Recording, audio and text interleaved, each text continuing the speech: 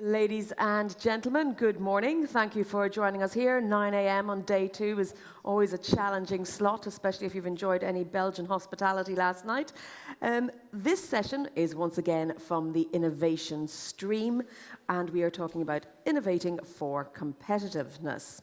Now, Europe has tried to position itself at the forefront of research and innovation in bioeconomy, and currently is doing pretty well, but as we heard yesterday on our opening session, there are other global actors doing very well and perhaps better than Europe at taking us from the innovation and the research stage to that scale-up, bigger stage. It's a sort of perennial problem in Europe, not just in the bioeconomy sector, but across all sorts of startups. We're very good at startups, not quite so brilliant at scale-ups compared to Asia or the US. So a couple of takeaways from yesterday's session in case we want to address those again as well.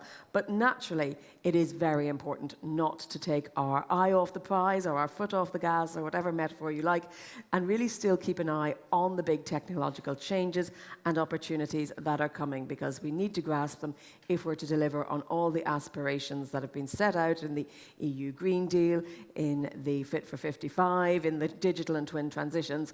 All very laudable aims, but it's going to take some work to get there. So today we'll start with a keynote presentation just to set the scene, and then I have a question for all of you. We'll be using Slido. I'll tell you about that, but keep your smartphones handy so that we can take the temperature of the room. After that, we will have a panel discussion. We have some great speakers, but I also want to get as much input from everyone in the room as possible. This is supposed to be a so-called workshop, which means everyone should be engaged, and we will have microphones in the room going around so everyone can ask a question or make a comment and try and engage with our panelists. My name's Jennifer Baker. I'm an EU policy journalist based here in Brussels and a presenter. I'm your guide or your moderator through this morning, but I'm not the expert. That's our panelists. And so I won't delay you anymore with any more housekeeping. Our opening speaker with a keynote to set the scene and give us a little bit of Europe's success stories is Giulia Gregori, Head of Corporate Strategy, Implementation and Engagement at Novamont, and of course, CBEJU Governing Board member. Giulia, thank you very much.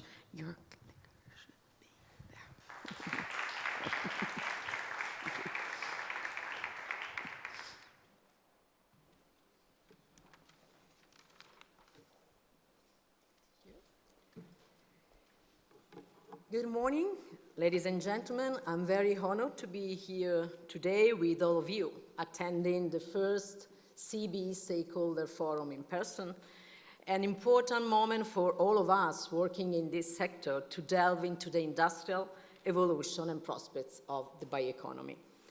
In my presentation, I would like to share with you the important role that, in our perspective, circular bioeconomy can play as a driver of sustainable development and at the same time as a catalyst for innovation and to increase competitiveness of Europe. As we all know, in 2018, the IPCC highlighted the unprecedented scale of the challenge required to keep warming to 1.5 Celsius degree. And in 2023, the challenge has become even greater to a continued increase in greenhouse gas emission. This is resulting in more frequent and more intense extreme weather events that are causing increasingly dangerous impacts on nature and on people in every part of the world. And moreover, in 2020, the global mass created by humans, all objects and infrastructures, equaled all living biomass, and in 2021 it exceeded, reaching 1.1 teratons. This also explains the states of our soil and the degradation that they are facing. According to FAO, the 33% of the world's land is degraded, and if not reversed, this will rise to 90% by 2050. Soil degradation affects the well-being of 3.2 billion people worldwide, and 8% of the world's population is projected to go hungry by 2030. The costs associated with soil degradation in the EU exceed 50 billion per year, costs that we use to repair damages and not to invest in new solutions in keeping biodiversity, in restoring our soils. So we have to rethink the way of we produce goods and we consume them. And also considering the raw material crisis and energy crisis and the geopolitical context, the real deployment of a circular bioeconomy and society could be a solution to increase our autonomy and to regenerate our ecosystem. So we think that circular bioeconomy can play an important role, but not just thinking as bioeconomy as a way to transform raw materials waste into new products, but as a way to think in another way, to develop a new model of economy. And these are the 4 pillars that we think are at the center of a new circular bioeconomy approach. So stop thinking to unlimited growth. So we really need to rethink what we really need to produce and avoid one-to-one replacement of fossil resources with renewable ones. We think that we need to eco-design products to really trigger a cultural change. So to redesign how we produce, how we consume and dispose of, and trying to use the biodiversity of the local areas to link the cultural heritage and the local challenges.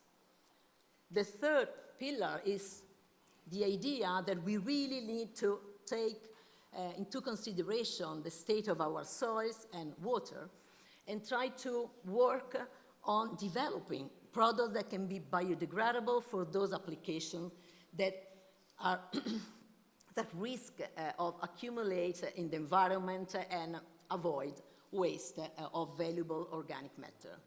And last but not least, everything must be driven with a systemic impact assessment, monitoring on field using systemic indicators and evaluation of performance to really measure and use the data to improve what we are doing.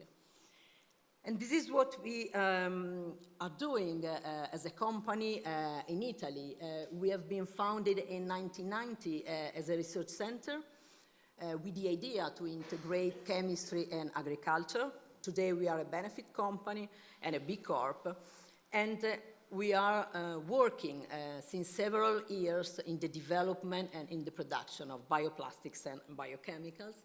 And since October 2023, E&I Versalis, the largest chemical company in Italy and one of the main ones in Europe, hold the entire share capital of Novamont. And what we are doing is trying to focus on some specificities of Italy. We have a lot of deindustrialized chemical sites.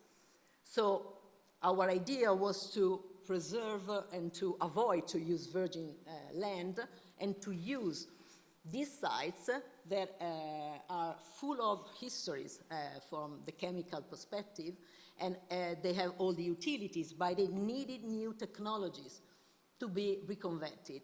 So thanks to the development of our processes and our proprietary technologies, we were able to reconvert some of these chemical sites.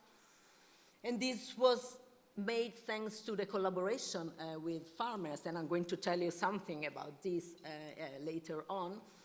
Working with them, trying to work on marginal lands and to develop research and innovation to transform waste and byproducts into new byproducts. And as I was saying before, products as solution. So products designed to close the carbon cycle and ensure that no persistent substances accumulate in compost, in water, and in soil. And we are very proud to share with you our success story. We think that it's a real success story because Novamont was in 2015 was funded by former BBI, now CBE, with the first flagship project.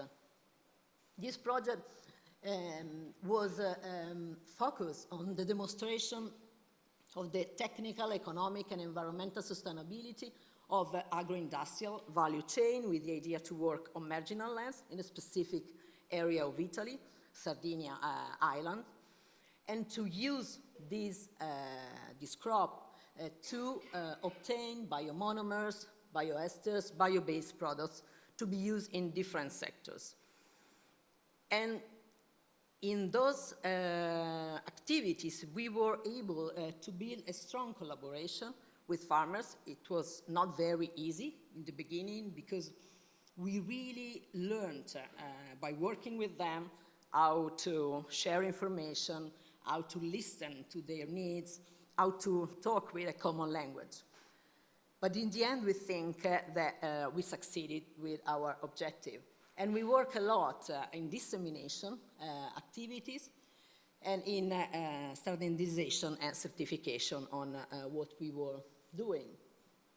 The results that we achieved in the project, we were able to work with farmers, as I was saying, implementing large-scale cultivation of oil crops in marginal lands, and to use all the residues and byproducts for new agri-industrial value chain, and we developed new building blocks and intermediates. Then, talking about industrial products, we developed completely new applications for our company and for the consortium for the sector of cosmetics and biolubricants, especially, and new products for the bioplastics sector. And last but not least, we really work a lot with technology providers in order to develop a new equipment, a new machine to harvest this crop in these areas that are not so easy to cultivate because they are full of sands, so they really needed to improve the equipment to work on the land. And as I was saying, we work a lot in dissemination, in events, especially with schools and with farmers, especially in the island of Sardinia. Our focus was really to work on developing not only new products, but assessing the contribution that these different products could give in terms of reduction of greenhouse gas emission, in terms of use of renewable energy. And here you can see with the main products that we developed, how the reduction in greenhouse emission and in renewable energy rate was really interesting compared to the benchmark. So the approach that we learned in first run project and now we are using in our development is really to try to decouple development from resource use. We like to say, make more with less, and it means really try to use all the different byproducts, side streams of our products, and we are working a lot also in different recycling ways of our products. We were really focused since the very beginning on organic recycling, but we are studying a really interesting way to also work on mechanical recycling, on chemical recycling of these products, and using all the side streams to produce energy and also important streams for agriculture. So we think that in Europe and in Italy, this is our experience, we were able to develop really a wide range of technologies and plans, new industrial value chains, working together from the public and private perspectives.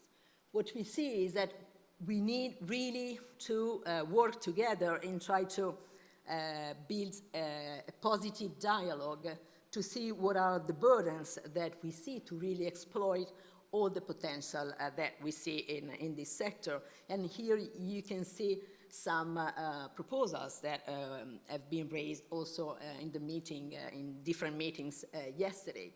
So we think that for this sector to really succeed, we really need to start recognizing the contribution that this sector, these products, these processes can give to the decarbonization of Europe. This is an important objective that we have as Europe, and we think that this sector can give a contribution, but we need to start to recognize it and to really see the importance of biogenic carbon.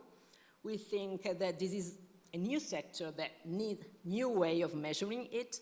So we think not only from the statistical point of view, from the economical point of view, to really measure the numbers that we are able to create. So we think that we need new codes that are not the same as the traditional ones for the chemical sector, for example. We really think that in Europe we have really good experience that we developed in the past. For example, new lead market initiative. The lead market initiative was in place several years ago, and it was a way to talk together to find a way to push these products on the market. And we think that we have good experience that we can follow to try to rethink the way we work on this. And last but not least, we think that it is time for this sector to move from a research and innovation sector to an industrial one. And we think that as a bio-based industry sector, we can really give an important contribution to Europe competitiveness and innovation. Thank you.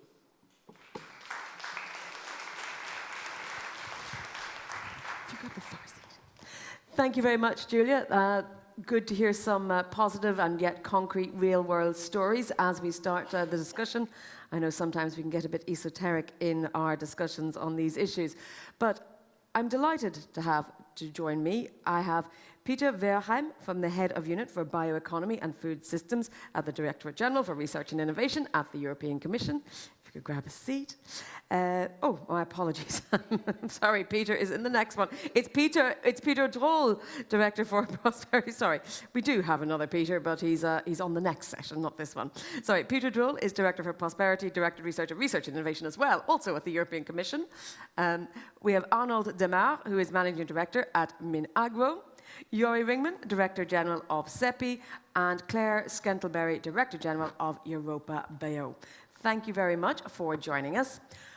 Before we start talking to our panelists, I'm going to ask the audience a question. So if you grab your smartphones, we're going to go to Slido.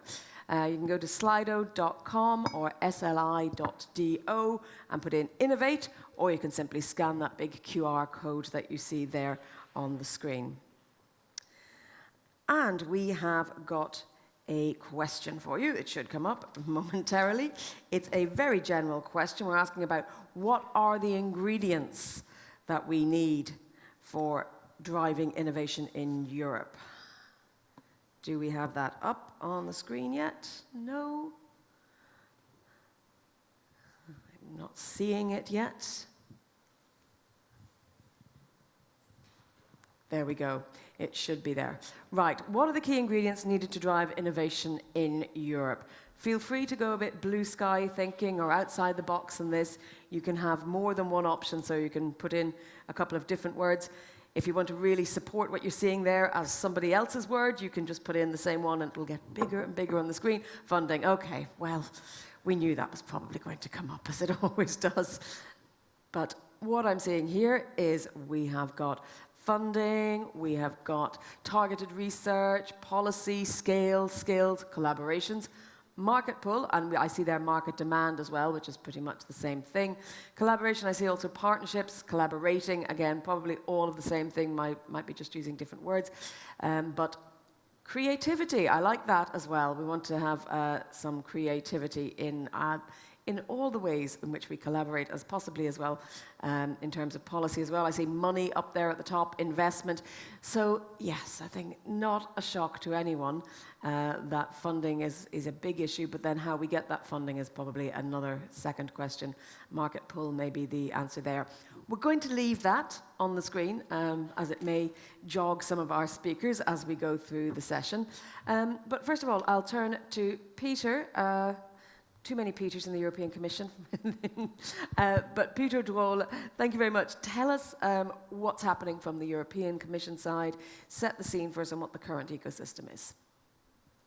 Thanks a lot. Great to be here. And I must say what Giulia just said as introduction resonates very strongly with me. And it's quite courageous, actually, your vision to go beyond growth That is not so obvious.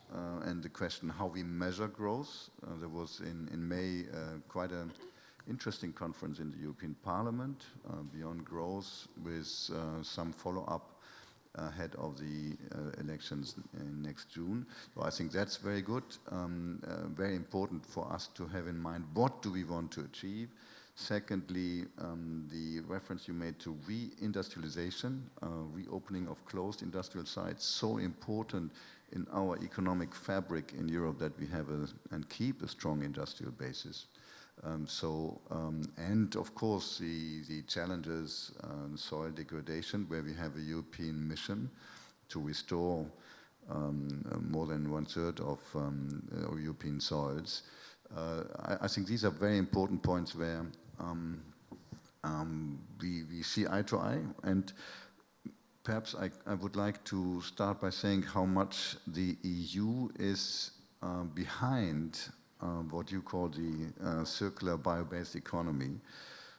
Our growth model is the Green Deal. And you've seen that in the last State of the Union speech of our president.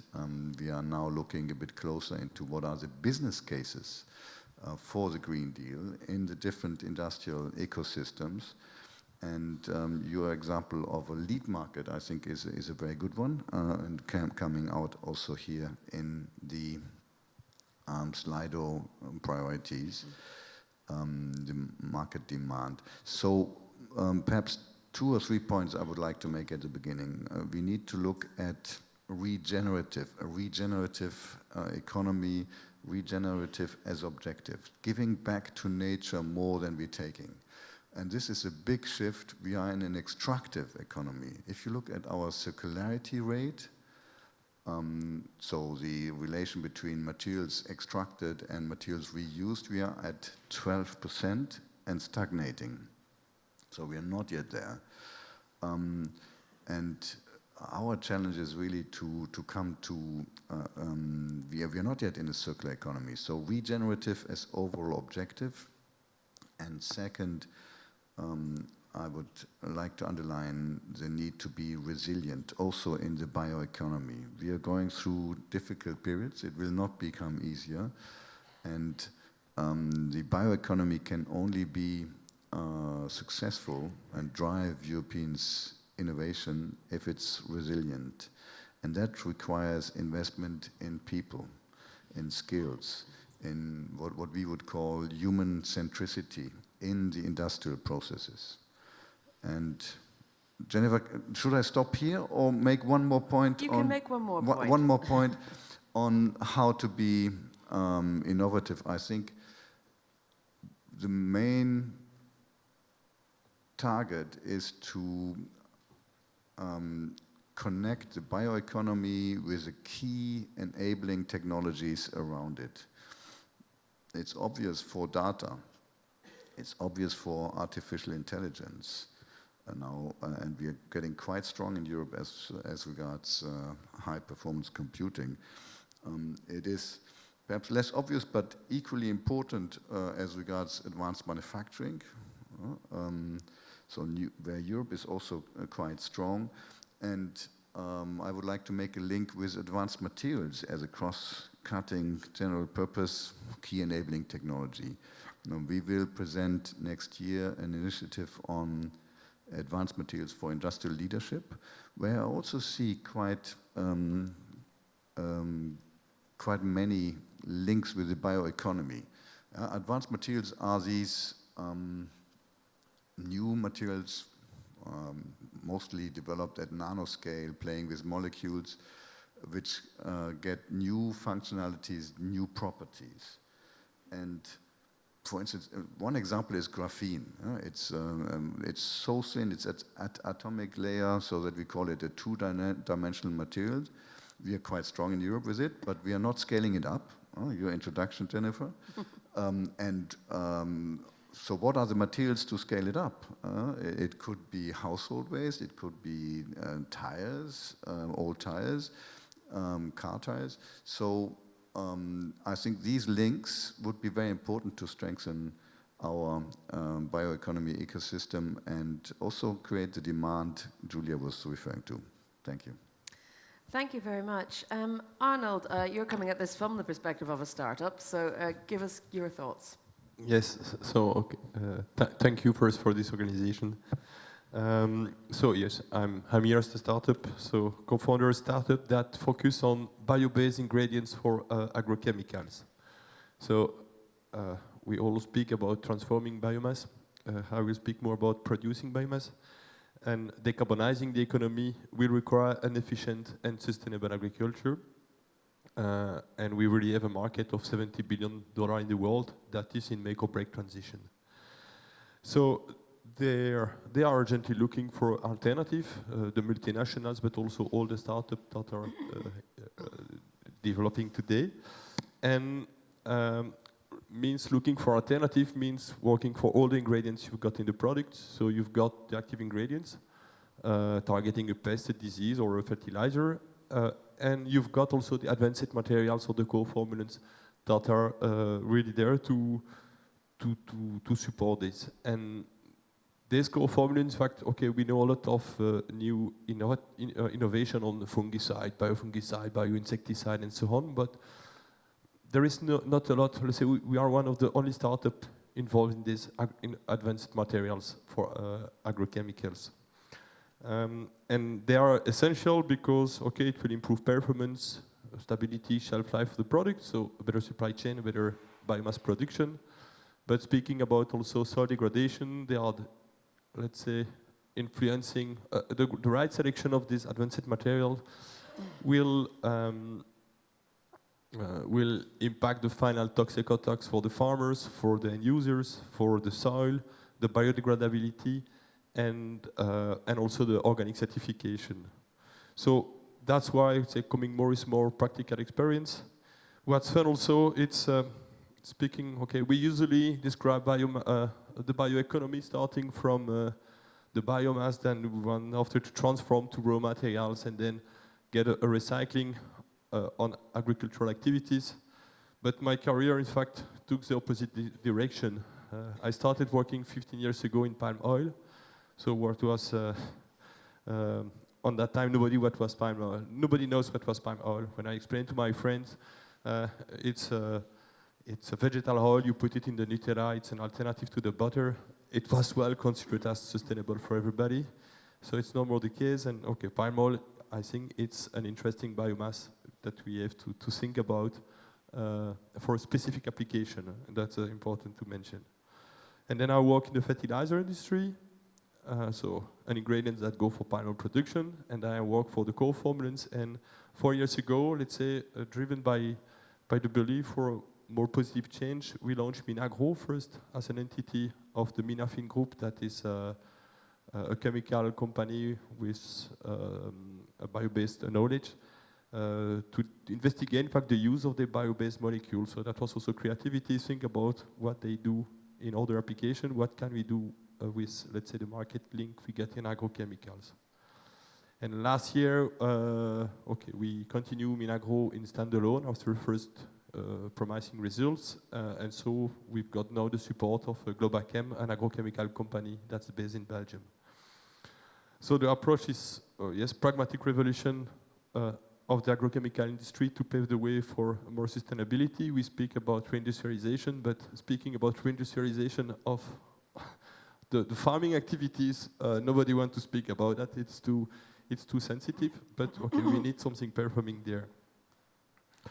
And then, okay, so we have already co-formulants such as preservative and adjuvants.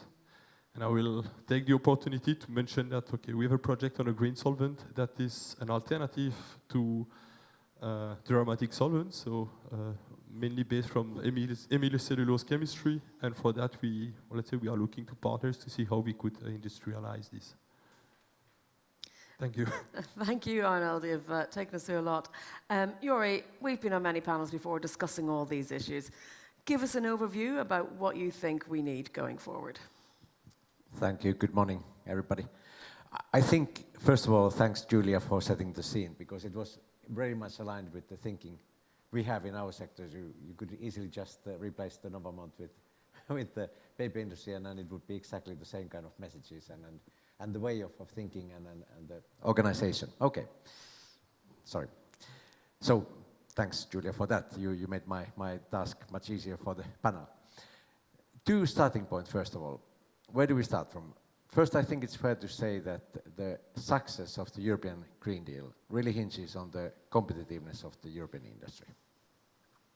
In the words of the Swedish presidency a few months ago, they said in one event that we organized that you put the deal into the Green Deal as an industry. And then that's, I think, is true, and then somehow sometimes gets lost in all this frenzy. The second starting point is that, at least for my sector, I can say that we are very innovative. But we don't innovate new needs for people. We innovate better ways of meeting the needs of the society. And this is, I think, echoing what Peter as well said about the thinking about the growth in a new way, and Giulia as well, of course. So we can support the whole society in this green transition. And in our sector, we already operate 140 biorefineries, circular biorefineries, across the continent. And I like to say that they are the innovation labs for the future. And this is a good starting point. But how does this all then fit together? Green transition, innovations, and competitiveness, I think they are all 3 corners of the same triangle.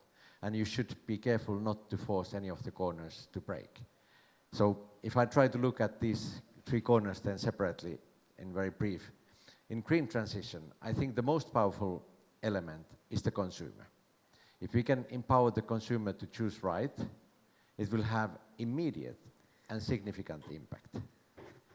The forest-based circular bioeconomy, which is only one part of the bioeconomy, already has a very significant contribution through the consumer's choices. So we have calculated that if this sector didn't exist, the EU CO2 emissions would be 20% higher than they are now. And with the right policy empowering the consumers to choose right, we believe that we could easily reach 30% by 2030 to store, to substitute, to sequester emissions in the EU.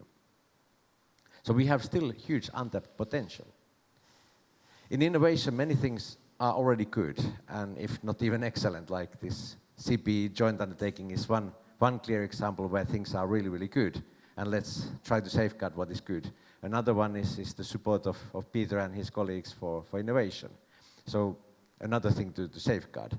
It's necessary, but I don't think it's sufficient, and this came also in the word cloud as well, that we need to then think of how to bridge from DG/RTD to markets, to create the markets for these innovations, to have the uptake, to have the scale-up, as you also mentioned in the beginning.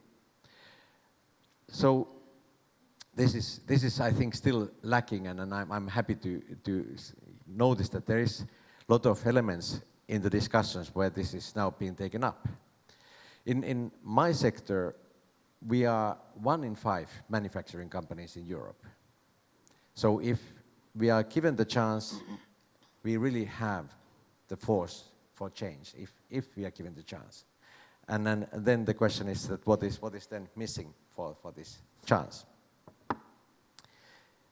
Then comes the word competitiveness, which is in the title of this panel. We would have so much to do in the area of competitiveness in Europe, but the key issue I would like to raise is regulatory risk, regulatory burden, and the inconsistent patchwork of regulation, with probably many unintended consequences. If we are this kind of very systemic sector, like we heard from Giulia, we heard from others, it's of course important that also the regulation is created in a systemic way, systemic thinking. As it is now, Europe is increasingly not the way, not the place to invest and not the place to have business. And the recent eagerness to shower subsidies to the society is also not the solution. This is not sustainable. It can be justified in a moment of crisis, but it's not the way for the future. What we need is to have a solid industrial base, trust for investments, market for implementing the innovations in Europe, and for the consumers to choose choose well and then advance in green transition. As a sector, we full-heartedly support the 2050 goal. But we need to have predictable and coherent regulatory framework. And it is because we are a sector that is so systemic already in our operation. I don't think there are many other sectors than circular bioeconomy that are so much vulnerable to this, what would be the antonym for systemic piecemeal policy measures that would be challenging us in every day as we work.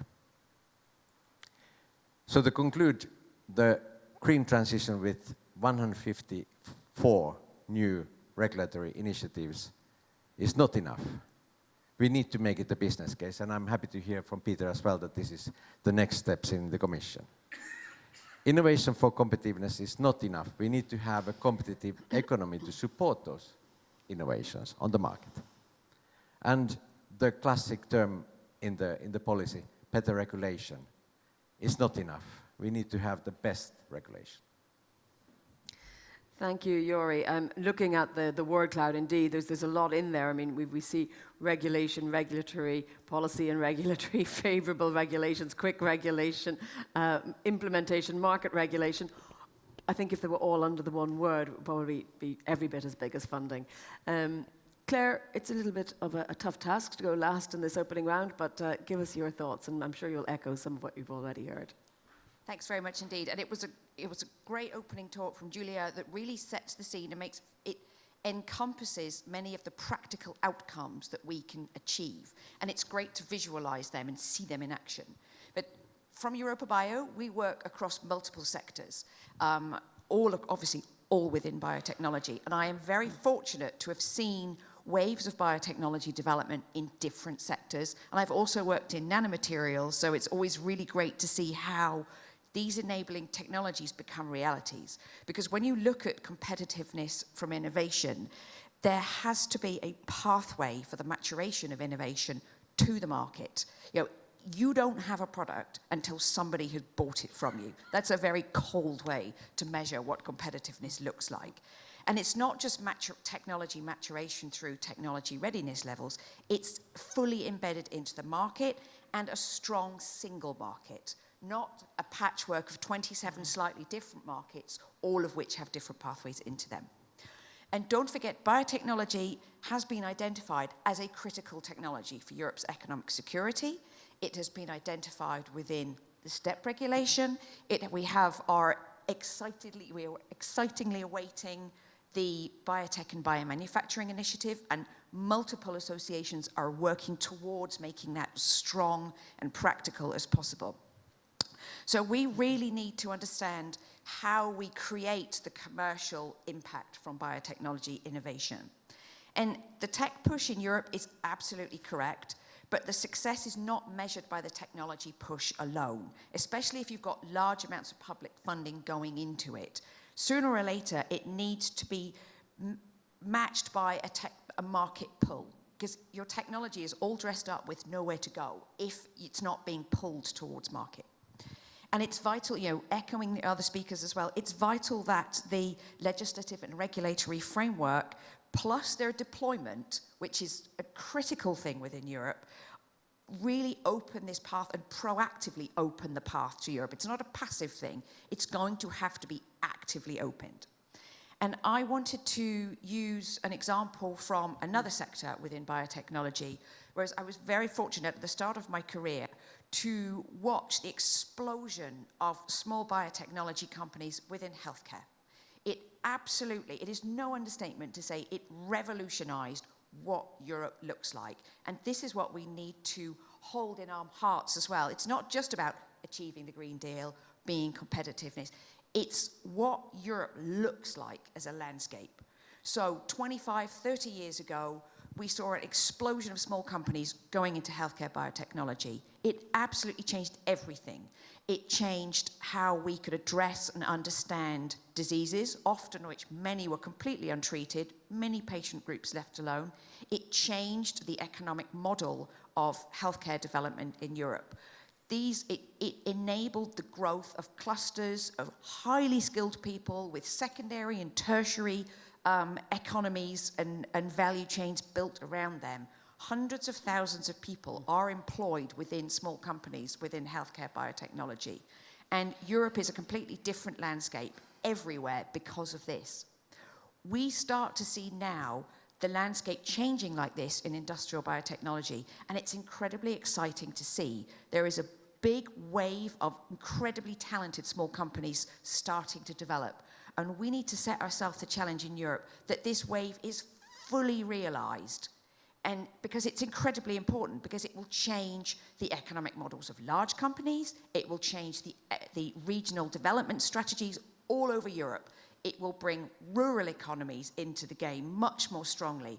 It will help economies transition from fossil-based technologies into bio-based technologies so that employment stays high in regions that have worked very hard to modernize their economies.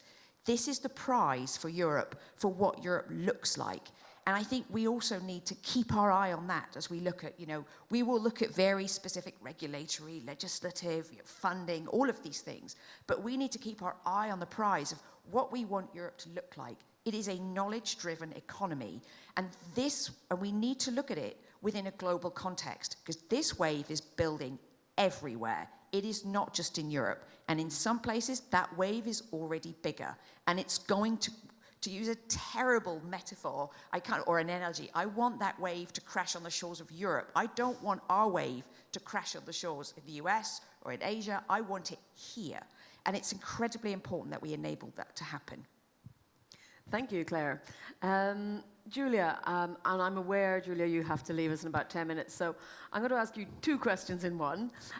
Firstly, if you were voting on this particular Slido question, what are the key ingredients that are needed to drive innovation in Europe? What might you have said to involve it? And then also, what do you think should we be focusing on technology-wise in order to remain globally competitive? As Claire said, there are other areas of the world that maybe have a little bit of a head start on us. So I'm reading all these different, ideas, contribution, and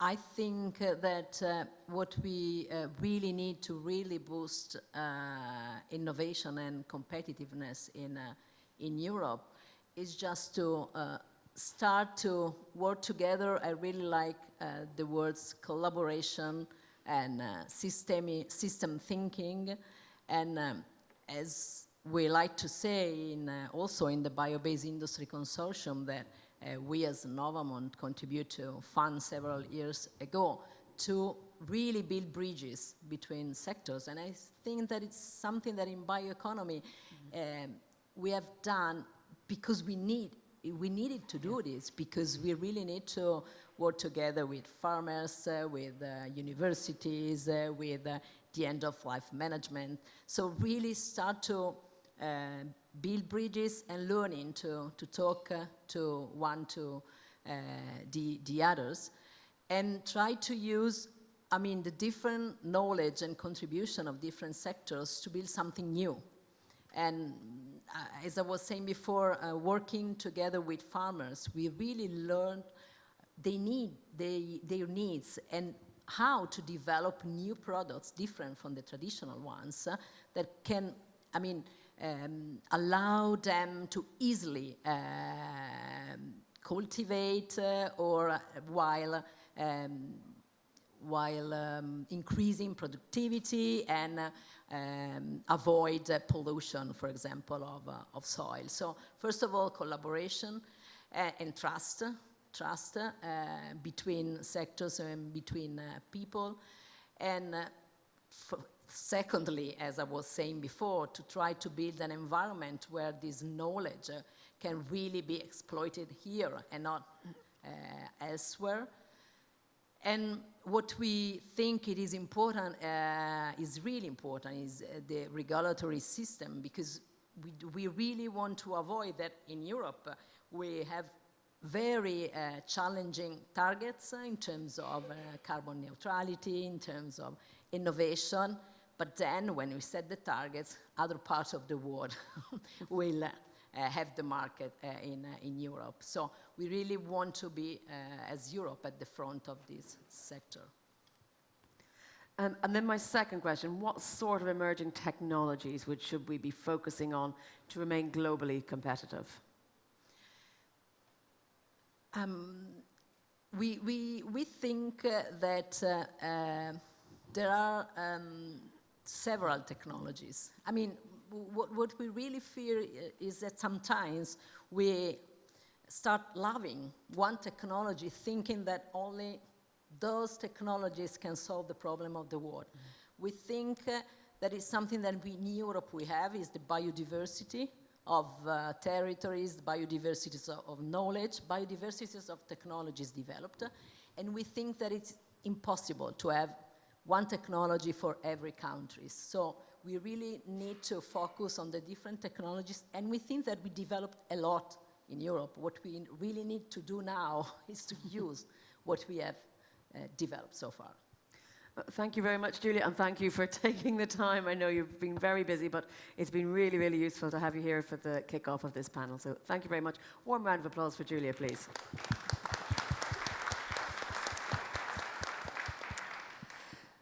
So Peter, Arnold, Jori, Claire, I want to come to you with this same question about which emerging technologies. I'm not going to say should we focus on because, as Giulia pointed out, it's not just about focusing on one technology. But is there anything we should be excited about, perhaps, and looking towards? Jori, I will let you start. Okay. Well, we would have several examples, and I think the warning of Giulia of not falling in love with one technology is a good one, because we can't really pick the winners for the future. As we have seen in the past few years, it's even difficult to predict the next year ahead. But what I really like that has been achieved in developing technology in our sector is to solve the issue of textile industries sourcing, so that we don't have to have the synthetic textiles that cause microplastics. We don't have the problem of some alternative natural fibers that are then competing with food production or have other issues are not produced in Europe anyhow. So we can produce textiles with technology in Europe from wood, and then often it's byproducts of wood production or timber production. And not only that, but it's also solving the issue of circularity. So these same technologies, or many of them that have now popped up in Europe, they can also solve the issue of recycling old textiles, even if they are blended textiles. So this is a huge achievement, and there's like a dozen of competing technologies in this area now that has been developed, are mature, they are in pilot scale, but would need to have the investment decision to go ahead. There's market pull. There's a lot of big brand names that would like to have that. There's the whole textile value chain that is still somehow alive in Europe, at least in bits and pieces. And I would love to have this resilience and the strategic autonomy of having the sourcing of the raw material in a sustainable, circular way from Europe. So there's pull for it, but then who in their right mind in this situation would like to invest a few billion euros to produce something in Europe? That's the key question that they have. So that's a big question. But then the question of collaboration is equally important, and I think that's where we see that it really pays back to have collaboration across the sectors, along the value chain. But I would also challenge, knowing that Peter will be busy, or is already busy, creating this communication on biotech and bioeconomy in the first quarter of next year, that how can we strategically also collaborate globally? So do we have partners for the areas where we are weaker in technology in Europe to do it together with, I would imagine, for example, North Americans, to be faster and more powerful? Well, thank you. Arnold, your thoughts on anything that we should be particularly excited about from a new technology point of view? That could give, in Jori was broadening it out, coming back to that funding question again, but that could also give Europe the edge. But funding will come when, let's say, the funds follow the ideas, and the ideas are coming, let's say, on collaboration and let's say, coming with really something that's market-driven. the fund will never, so our traditional venture will never pave the way. And so speaking about the technologies, true that, okay, Giulia said it, or also yesterday Marc Lemaître from the Commission mentioned that we have already today enhanced all the technologies. We just need the motivation and the ambition to put it in place and think about a scale-up. Then, let's say, speaking about being market-driven, we start already with a very huge competitive gap comparing to the petroleum-based industry. We are using biomass from, let's say, mainly from agricultural systems that are not centralized, that are not they're never harvesting all the year. And we are in competition with the petroleum that are, let's say, they have already everything, they have an optimized supply chain, they can open or close the tap when they require it. So it's not easy to be confronted to that. And if we look at, let's say, the historical processing for biomass processing companies like the sugar beet, like processing potatoes we can get in Belgium, they are working with sustainable, not sustainable, but let's say performing agriculture. They are working with the supply chain on the biomass collection is always well optimized with contract with the farmers and so on. And then the process also of processing sugar beet is well optimized. So, okay, we are starting with that gap. I would say to work on that gap, first of all, so there are 3 points I would say. First is work on a better biomass collection, cracking of the biomass to get the building blocks, and that should be done as close to the farms. If we could get a cracking of the biomass, let's say, in the farms, we take what we want. The remaining carbon that we don't want, we can put it on the soil. It's good for regenerative farming and so on. So that's really working on a decentralized system really makes sense to be competitive with the petroleum industry. And then, yes, it's eco-design. It's speaking, okay, we have 2 points where bio-based is an added value on the market. And okay, to be honest, in agrochemicals today, to come with a bio-based ingredients for agrochemicals or let's say bio-based or green chemicals is not a real added value because in organic agriculture certification will not allow to get something transformed. Let's say chemical transformation will not be allowed. So we really had to find the niche, or let's say where it comes with an added value on the price, on the marketing, on the efficacy, on the chemical process, because sometimes a bio-based chemical process is cheaper than a petro-based for some building blocks. So that's okay, important to put it in the narrative or think about it in the regulation that can be the game changer. And then, yes, and speaking about where it can get an added value, yesterday it has been said, look, the bio-based materials that are here are always or are often more performing than the petroleum alternative. But I think it's just the upper part of the iceberg, because if they were, you cannot come with something that is more expensive at the same with the same product properties than the petrochemicals. We really have to point where the added value is. And then on these emerging technologies, that's the last point. So it's look first the niche application that can accept the non-optimized supply chain. We started, so bioeconomy started with the biofuel, and biofuel, it's being in competition with fuel that's today €2 by liter. So it's cheap. There are plenty of molecules that are much more expensive where, let's say, they can get value. And then first, let's say, think about this first proof concept before scale up, and then investigate new applications that can allow when we have an optimized production process, the price drops and we can go to new application after. Peter, I know the Commission tries very hard not to play favourites, but are there any areas of technological development or emerging technologies that you see could give Europe a competitive edge? Thank you very much for that question. And it's not about favors. I quite like your framing, what is particularly exciting. And for me, right now, it's really how we are dealing with artificial intelligence. We are seeing that it is fundamentally changing the way science is happening, the scientific process. Discovery-based literature review by artificial intelligence, which leads to new recoveries. Not self-driving cars, but self-driving labs, where Europe is particularly strong actually in robotics, are not a distant future, it's happening now. And I see that very important also here for the bioeconomy.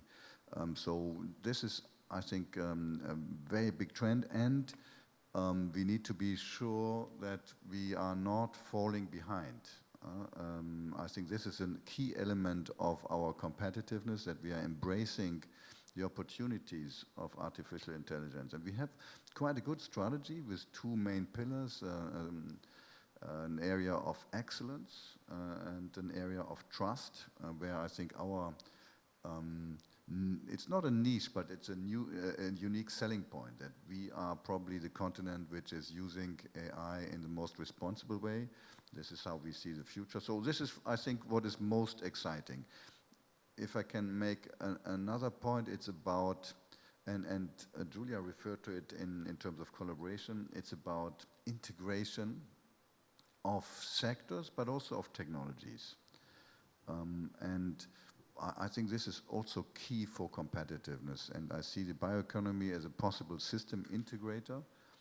We are dealing with increasing complexities, and that requires also if I speak from the scientific point, multidisciplinary or even transdisciplinary approaches and combining technologies. And then we are really in an exciting field like biomanufacturing, which is combining the IT with the labs and the intelligence of nature. Well, I think you're right, and I see knowledge sharing was one of the points raised there on our word cloud. Claire, what's exciting you at the moment? And it can be whatever. I mean, I was told we were going to be living in mushroom houses, and I got very excited. I thought we were all going to be living like elves. But it took someone to explain to me about mycelium building products. But there are things out there that spark the imagination of mere mortals, lay people like myself who aren't researchers or scientists. But from your perspective, what is there to get excited about? Well, as a keen mycoprotein eater myself, I'd be delighted to live in a mycelium-based house. But I really echo what has already been said here today, in that the science is never the bottleneck. You know, we are super good at science, and you need to turn taps, get grains in the room. For me, that's not, so it's not necessarily about picking a scientific winner, because we know that where we have a scientific challenge, we can unlock that through the amazing power of the brains that we have in Europe. For me, it's how you connect all these different parts together. So, the invention stage is like 5% of the journey to market. The 95% is how you make it impactful. So again, when we looked at cluster composition, and I started in the Cambridge cluster in the UK, 50% of the economic activity was in the innovative drug developers, but 50% of it was in the experts that made those drugs actually happen. So it's bringing together the AI, the engineering, process optimization, scalability, refining. These are the things that are exciting, because this is where the innovation will come after that initial inventive step for the product itself. And this is where Europe has a huge opportunity, because it has really great cross-country, cross-sectoral, collaborative frameworks, which many other areas of the world do not have formally in place. Although countries like the US are really catching up on the public-private initiative front. So we cannot consider ourselves alone in that space. So for me, the exciting thing is how we make these things work together. I want to see much larger, faster, more efficient fermentation capability. And that brings in engineering, it brings in site development, it brings in Europe-wide logistics. These are the things that unlock the scientific advance to its maximum effect. So that's what excites me. And Europe has the ability to help this cross-sectoral collaboration, so it should really lean into it. Well, I'm going to pick up on something you said, and also something that has come through from the responses in the room, and that is skills. I mean, it is the European Year of Skills, but also I see talent, I see education, creativity, visions, and skills also all there. Peter, I know education is a member state competency. However, are we developing enough skilled researchers in Europe to help drive what we need? Is there a skills gap in the bioeconomy area? We do see it, in sort of digital technology areas. What's the situation at the moment, and what could be done? Yeah, so it's a non-brainer that skills are super important, and it's also quite obvious that we are lacking skills, and it's becoming actually a productivity problem, the lack of skills, in particular in high-tech areas. So, but we can do something about it, and I would like to mention two examples in terms of raw materials, where we have created the Critical Raw Materials Act to reduce our dependencies. As part of this, we have a very important skills action and create, together with the European Institute of Innovation and Technology, a skills academy, where with EU funding and in close cooperation with universities, curricula are developed. We have, as part of the European Innovation Strategy, the pledge to create 1 million deep tech talents, also with the European Innovation and Technology Institute. So Europe can act and is acting, I see also a very strong role for industry in that part, and there are many enlightened companies who have their own academies, who also start at the young age with schools. I see that in the manufacturing area, and I'm sure it is also in the bioeconomy the case, and I think that needs to be strengthened, to be from the very beginning, very active, from the industry side, from the public side, and even if it's not a competence from the EU, we can, with the two examples I've given, we can be active and support the important skills development.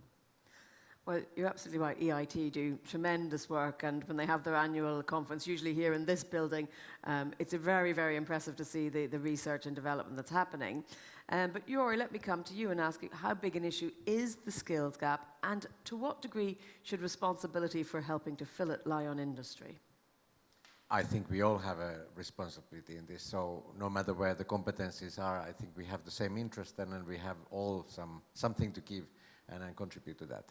So I like the idea that there's this strong basic research that is needed, of course, to then have this talent in research that we need for the specific development.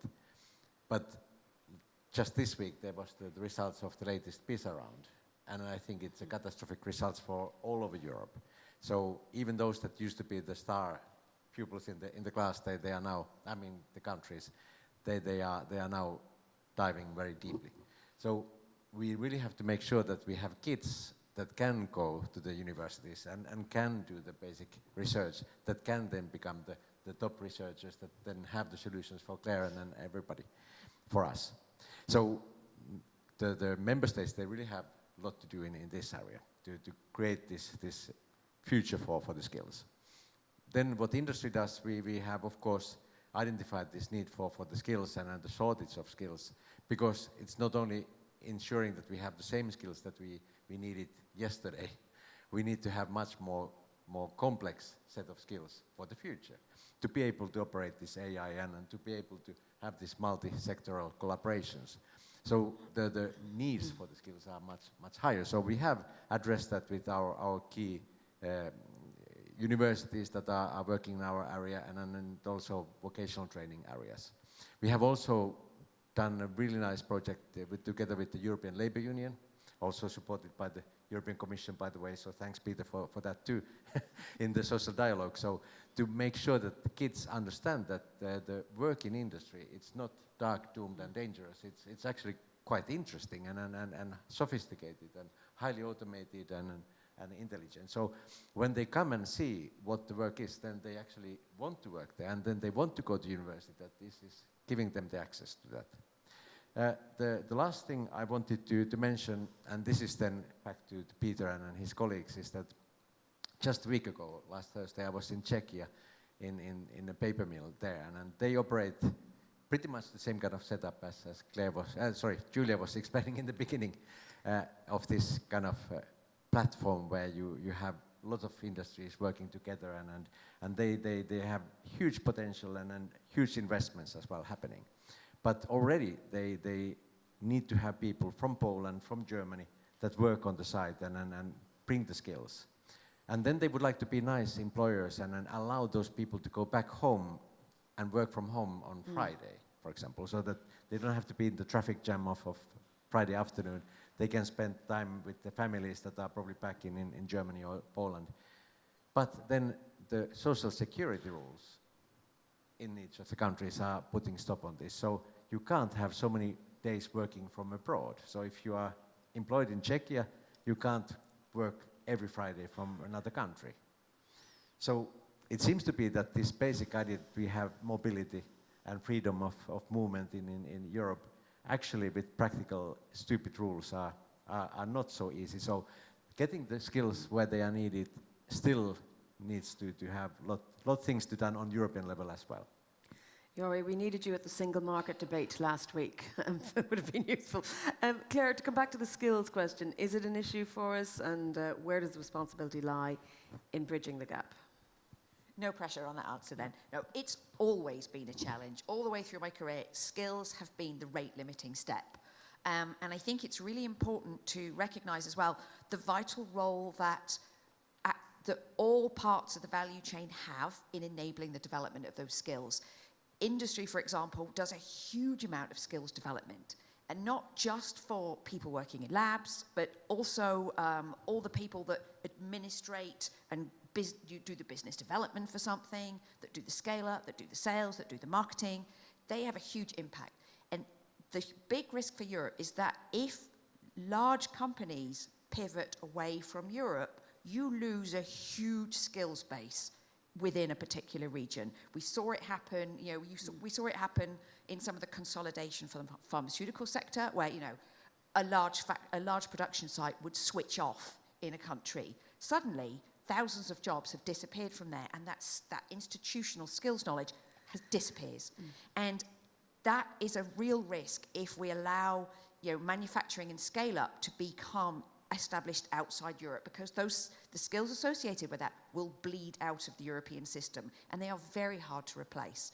And that you also need to think beyond the companies and the researchers as well. You need skills within the regulatory agencies very strongly at both European and national level. And that's why we need, we need the small companies, the mid-sized, the large companies, the universities. They all need to be contributing into skills development, because there's a much larger ecosystem of skills required. We talk a lot about helping inform and educate policymakers. We need to transfer those skills into our legislative institutions as well. So no part of that ecosystem should be allowed to weaken or fail, because it negatively impacts the rest of the ecosystem as well. So they're all joined together. Well, that's one of the points I want to come on to next, and also what Jori was saying about, for example, AI skills. And I'm thinking we don't need people to just build these tools. We need people to use them, and that's a different skill set as well. Which is sort of related to deployment, which is what I want to talk about next. Arnold, let's take it as a given. We have a fabulous new technology. It's proved in the lab. It looks like it's, you know, it's got a proof of concept. How do you take that and accelerate deployment to the good of the European economy, shall we say, not just to one particular company or startup? Did you already speak about collaboration today? It's important. I would say I will insist it's collaboration to get idea on new technologies, to get contact with the market and so on. We want to develop a circular system, and circular system needs that we need to put different expertise together, and that's the basic. Also, and hopefully all, let's say, funded project requires collaboration. First of all, because we need the competences. It have to, let's say, it can involve startups that have limited knowledge on one point. And also, it's an essential link with the final market value. And collaboration can really go for an eco-design of the products. So yes, I would also say, okay, collaboration, you spoke about EIT, so we were part of the IT food program for startup this year, and that was very interesting because getting in touch with corporates, with research center and so on, and creating this ecosystem. So that's really the point.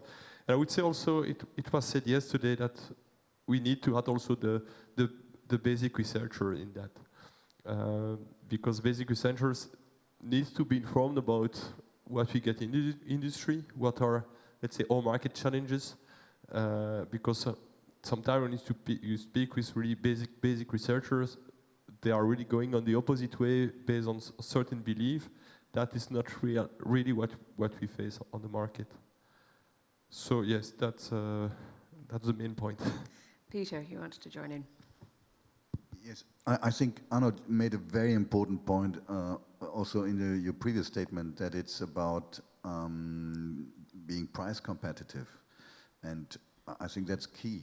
We can do a lot with public funding and research and in setting framework conditions, and we need to do more. And I very much like also Jori's point on best regulation, but I think that's the key in order to deploy and at scale. And here I think we have also, you made the point about the link between basic research and innovation and then scale up. I think that's a very fundamental point, and probably we are still a bit too linear. We fund the research, we go to the next step, and it takes years from the idea to the first proof of concept, prototype, and then even the first of a kind installation. So we need to become much faster. And this involves probably also more collaboration across the different actors, which is also, we need to be clear about that, linked with transaction cost, and not always easy to build the trust needed. So, but I thought this was a very important point I wanted to underline from Arnold. And we have the thought in the room as well, because I see disincentivized linear models is up there as well. Claire? That's a really good point on the linear aspect. And let's look at how Europe, because often Europe is quite conservative and traditional in the way it does things. It will go, I will create a 10-year institute where all of this excellence lives. Why don't we have more sprints towards technology outcomes to say, and I was thinking about this initially from a regulatory perspective and say, instead, we often go, oh, regulators, so slow, why is it never quick enough? Regulators come in for a hard time, but they are not an infinity number of people in these agencies. Why don't we need to do things like bring together all the stakeholders in a room to enable a faster pathway through regulatory processes, to go bring the experts together, work it out together, and then they go away again. But you have a process. Make really great use of regulatory sandboxes so that industry as well goes, I know, here is a light at the end of the tunnel for me for this unproven, advanced, perhaps combination of technologies, which are going to go through a regulatory process for the first time. And we can learn a big lesson from COVID, because in the vaccine development for COVID, things stopped being done in a linear fashion and started being done in parallel, because the pressure to have a product was so great. And that itself has altered the way that healthcare development has now done. Why don't we do the same within the bioeconomy as well? Learn how to do things in parallel, have sprints, set ourselves like, within 2 years, we will be able to do this. And all the processes associated with it will have been agreed and discussed amongst the stakeholders required. Well, I'm going to put on my devil's advocate's hat here and say that in some cases, slow, methodical legislation, that's a feature, not a bug, because nobody wants a bad law that's been rushed through. And likewise, I said this yesterday when it came to high-speed, fail-faster American model of developing things. When it comes to food that you're putting in your body or medicines, but other parts of the bioeconomy, it's important and no one wants to be a guinea pig. So it's about striking a right balance. Isn't it, Jori? I see you nodding, so that's why you're going there. Yeah. Should I disagree just for the sake of making it more exciting for the audience? No, I have to agree with you. But I think you have to understand where you have to be slow and careful and cautious, and you have to understand where you can, without any major risk, advance and accelerate. For example, if you would have then an industrial facility that would change the raw material base to something that is more bioeconomy and circular, that would probably require that they have their environmental permit revisited. And in half of the countries, you can't just have partial revisit of your environmental permit, but for the whole industrial side, you would have to redo your own environmental permit. And that's really time-consuming, it's really expensive, and it's very risky. Because the risk is that I don't smoke. But if I was a smoker and I would go to my doctor and said, I want to quit smoking, and he would say that, yes, okay, but only if you also stop flying, eating meat, and I don't know what. And then you say, okay, then I just keep smoking. So that's the risk that our companies have, that if they want to do this small change that would have a big impact in total, they can't do it because they can't change everything in one go. So that leads to me saying that, okay, you can do these sprints, but this by definition means that you have some priorities. Yeah.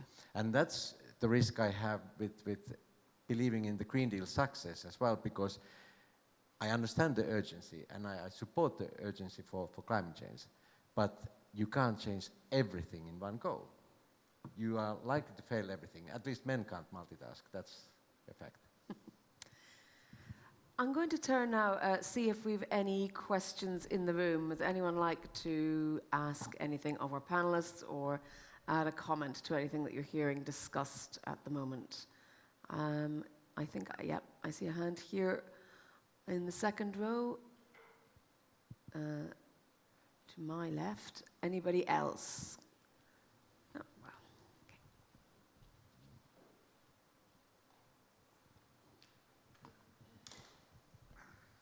Hello, good morning, everybody. And I'm Alberto Mattiuzzi. I work for CBESF23, mainly in the back yards, in the back lines, more on administrative tasks rather than strategic planning. But it was very interesting for me to make the link with the session and the panel I assisted yesterday for access to finance for the biosector. I saw many cross-links and many recurrent elements. And speaking about artificial intelligence, we were discussing which is a major disruptive change for our lives. And as a public official, also taking care, I actually yesterday queried the artificial intelligence about what are the main recommendations for the industry, for the public bodies, for fostering the economic sector. And actually the same lines that you are discussing today came up in 10 bullets from artificial intelligence, and I wish to repeat them to you to confirm if it is possible and fine-tune them, because embrace sustainability as a core value and prioritize the development and implementation of sustainable, diversified technologies, this will say today, might be a priority for the industry. If this was said also today, ensure transparency and traceability through the value chain to meet sustainable goal was marked as one of the priorities in the intervention from Giulia. at the beginning. So there are many common aspects for the industry. I'm not listing all the bullet points, obviously, to not occupy all of you, but I can see also the scope for cooperation with the institution. We were speaking about sense. So there is room of activity, and especially for the EU bodies, to foster and to provide regulatory support and create a favorable environment for sustainable bio-based projects. So regulation and financing instruments for the bio-based sectors are main areas of intervention where the cooperation is needed. I think there is a full cycle of discussion where the market and the consumer needs are, in the end, the driver. And when you speak about health bio-based products, once you gain the trust of the customer, you have it. But if you lose it once, you lose it forever. Thank you. Any other points from the room? Yes, I see. Yeah, pass it back. Thank you. Thanks. My name is Laura Forsman. I'm from the University of Helsinki, working with food systems. Used to have a business background and now working towards supporting the innovators to come up with new innovations for the food system transformation, which has to do with soil and water and what have you, health and everything. But I'm really thinking about the demand side here and the fact that since industrialization began, at least for the last 30 years, it's been more about the market understanding, customer understanding, where the actual competition is really done, right? So the tech and the manufacturing has been kind of more in the background when it comes to competition. And now we're in a new situation. We need to do this in a different model. We need to do this with new tech in order to be sustainable. But then when you look at the customers, the consumers, I mean, they don't really care how it's been done. They don't really care about the tech. They just want to have the same good stuff, and they want to have it for less price.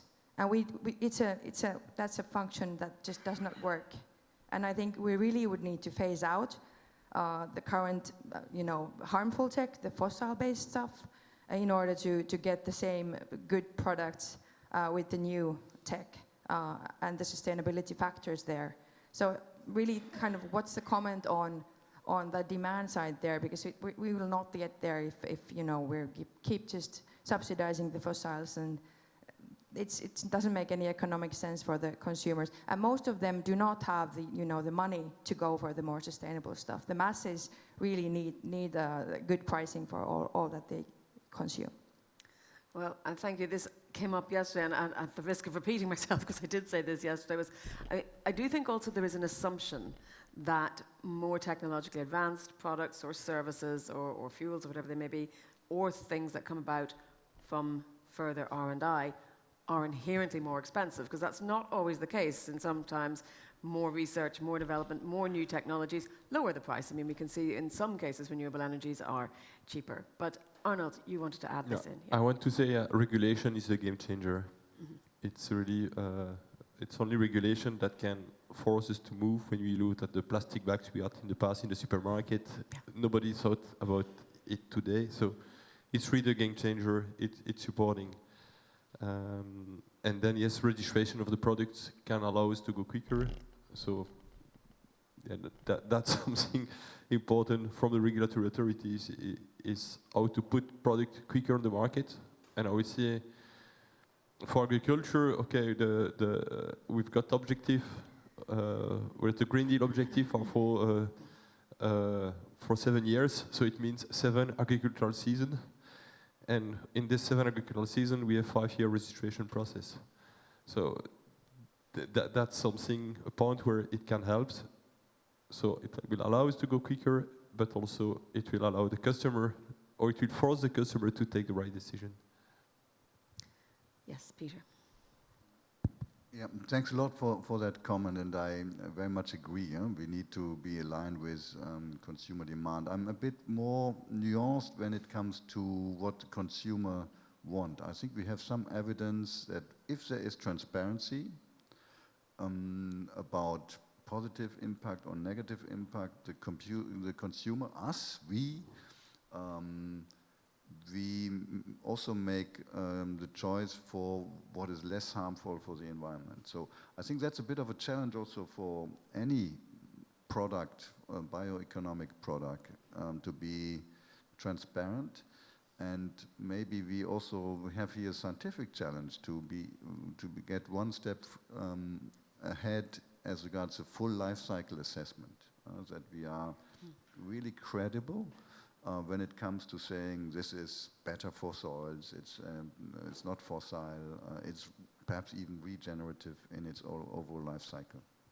Yes, Claire. Yeah, that's a really good point. And I pick up a little bit on the life cycle assessment, and because we need to start thinking about this as tweaking a regulatory or taxonomy paradigm that was built essentially on the back of petrochemicals. We need something that fully recognizes the value of bio-based carbon, because at the moment we see a lot of things where petrochemicals with their 100 years of efficiency can say, no, we are more sustainable than a bio-based carbon. And that's one thing. But I also think I think industry as well has a huge responsibility. There's been a lot in the news this week about greenwashing, and we run a huge risk that consumers just go, all greenwashing claims are false, and industry will have played a role in disingenuous use of language and branding for products that are not what they seem. And you were right, once the trust is lost, it cannot be regained. So I think we really need to get proactively into this space, because otherwise we're gonna lose the trust of consumers completely, and we will not be able to make this transition based on acknowledgement of value. Jori. Yeah, it's very easy to agree to what has been said. I do trust that if the consumer has the choice between the same cost but something that is healthier and more sustainable, they will choose, right? Nobody would say that, no, I want to be polluting, and that won't happen. But the trouble also we have here is that we are still living in kind of interregnum, like in between the two eras. So the fossil economy is not dead yet, and the new circular bioeconomy is not there yet fully either. And then we are in between, and that's dangerous times. Something that we didn't expect, something that is unintended can happen, and then this is, I think, where we are having the challenges as well. But there's also, of course, need to acknowledge that in this shift from old to the new, there is a lot of policies and lots of politicians and lots of countries in Europe that are really eager to still support the old. And then for social reasons I can understand, or political reasons I can understand that. But it is sometimes a bit challenging for me to understand this kind of unfair competition we have, that you demand more from the better solution, more information, more transparency, more sustainability than from the old one. And then you have political support for the old one. Like in the Fit for 55, for example, there was a lot of architectural elements that are really supporting the old fossil economy and making more challenging for the renewable economy to advance. Okay, maybe we have that as our competitiveness sort of testing ground, that we have to be so competitive that even with this unfair non-level playing field, we still have to compete with the old economy. Maybe that's creating us stronger for the future, because we also have to be competitive globally. And that's why we are maybe still surviving, because we have been trained in this hard environment. Then this global level playing field is another important factor, because it's not just that we are competing here in Europe with the old industry and the new industry, but we are also completely exposed to global competition. And then the information for the consumer is even more challenging, and the choice for the consumer is even more challenging. And then, for example, I can't understand, for example, in this latest development. So in the Green Deal, there are lots of course, supporting good elements like the green claims and empowering the consumer. But an important element that was now developed for the first time that would create some more level playing field was the Eco-Design for Sustainable Products regulation that would ban certain products from the market if they don't meet the standard. So minimum standards for accessing the market. But then, for some reason, renewability or the bio aspect was not considered to be a criteria there. And we tried to push for that. Maybe I have to look in the mirror and think that I'm not a good lobbyist because I didn't succeed. But the Commission was really pushing back us on that, and I don't understand why. I don't understand why, because this should be part of the strategic autonomy, part of the resilience of the EU economy, think that, okay, from the bioeconomy, we can have some resources that we don't need to compete from having from outside, that we are getting smaller and weaker in competition. So it should have been in the interest of the EU and in the Commission to include it there, but they didn't want to. So there are still these inconsistencies in this regulation that I was referring to. On the question of trust, I see there's standards for bio-based products, and I wonder if that might be, more standards might be a way for engendering trust. I mean, here in Europe, we do have a tradition of certain standards. I go to the supermarket, I'm confident that anything I pick up off the shelves is not going to be poisonous to me. So that's something to bear in mind when we talk about trust and how possibly regulations or standards can help with that.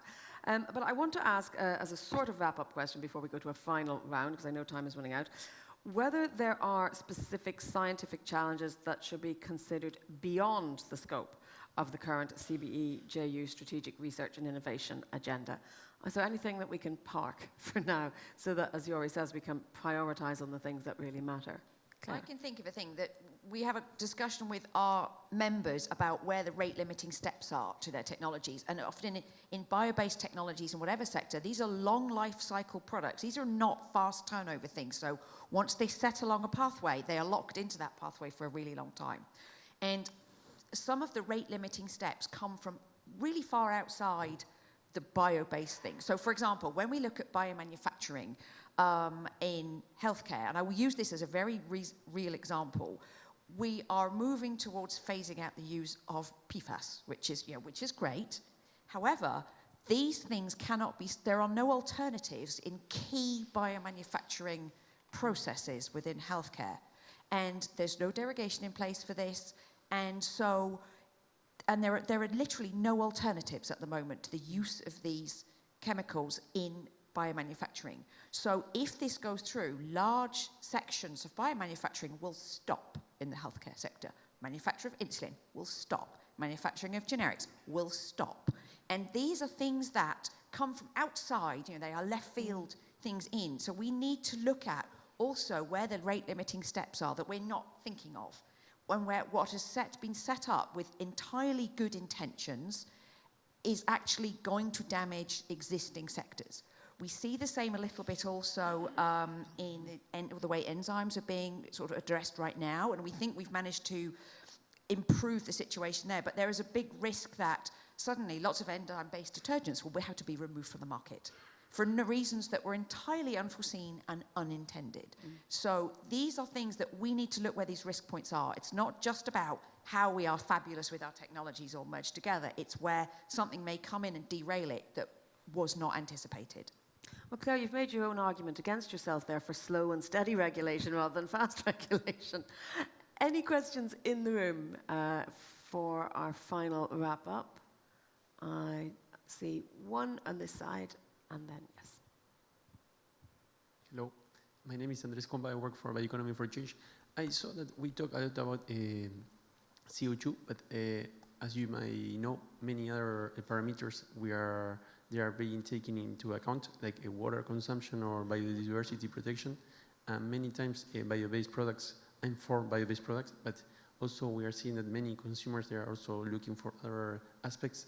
And I think that we need also to bring innovation regarding what we mean about sustainability, because maybe, as many people say here, transparency is also something that we need to work. And I think that knowing more what is sustainable or not is something that we need to better measure about bio-based products. And well, that's just a comment, and just to know what you think about, because it's not so easy. Not everything can be bring to a figure, to a number. So sometimes it's not easy to compare bio-based to a petrochemical product in many sustainable parameters. Thanks. Anyone want to comment on that? I think we've probably established that most of the panel agrees with you on the difficulties with consumer understanding. Peter, did you want to add something? Yeah, I think this is a very important point. let me just give you an example from another sector, chips production, semiconductors, where we are trying now to increase our production capacity because we know how important these chips are for the green and the digital transition. But the production itself also needs to be responsible and looking at PFAS or water use. And I think the same applies for the bioeconomy. And I very much like your point, and that could be also a future priority of research. Thank you. I think one more question. Yes, hello, thank you. Karim Hassan for the Catalonia government. Just to build on what was just said as a sort of common question, I think the idea of having real perception, at least from the consumer and the final user side, of the cost or all that goes into a product can help shift and maybe help better regulate and transition from the old industry to the new industry. And the question is there a possibility? Because still today, we all still take for granted many resources, which unfortunately are not for granted. So water should probably have a different price. And also, for example, CO2 is a bit of a intangible. I mean, I did chemistry, I have a bit of an idea, but it's still a bit of an intangible measure. And then it's very hard to compare. So maybe the market pull, even though everybody's always looking at the euros in the pocket, can also come from better transparency and understanding of the true impact of everything that goes into that. Thank you. Arnold, yes. I just want to say something. When we speak about impact and CO2 life cycle analysis, CO2 analysis, comparing to the petroleum-based, never forget that the petroleum-based is a perfect example of efficient systems. They are not transporting, all they get is well optimized, and we are coming with process that need to scale up, process that needs to evaluate. So maybe today, sometime when you just make the CO2 analysis, they are getting better because they don't need to grow the biomass, they don't need to transport so much of biomass that need to be cracked and so on. So yes, there is an impact gap, but that will change the day we go to a bigger volume. And don't look only at CO2, you have to look also at the other aspects and also the perspectives. Jori. I think, building on the question, the big advantage of circular bioeconomy is that it's often very local or regional. So the whole value chain is in the same place. So if I think about my sector, it's very much made in Europe industry. So the raw material is sourced from Europe, it's manufactured in Europe, it's recycled in Europe with European technology. So these externalities or the cost of the production, the total cost that is somehow often also not visible in these very complex value chains that are global, are very visible and are very known in Europe. Then, of course, you can always argue if it's rightly priced, so if the price is correct or not, but that's then the second step. But at least we know very well the impacts, we know very well the inputs, we know the whole value chain. But then I would like to also reverse it the other way, that there are positive externalities as well. And then somehow I also fear that the European regulation is too much focused on the negatives. So we are having footprinting on the environmental impact. And then if you look at it for yourself as a consumer or as an industry, you can only reach the optimal situation if you didn't exist. And that's quite sad. It's like this kind of system where you know the cost of everything but not the value of anything. So we become cynical, we become depressed, become completely paralyzed.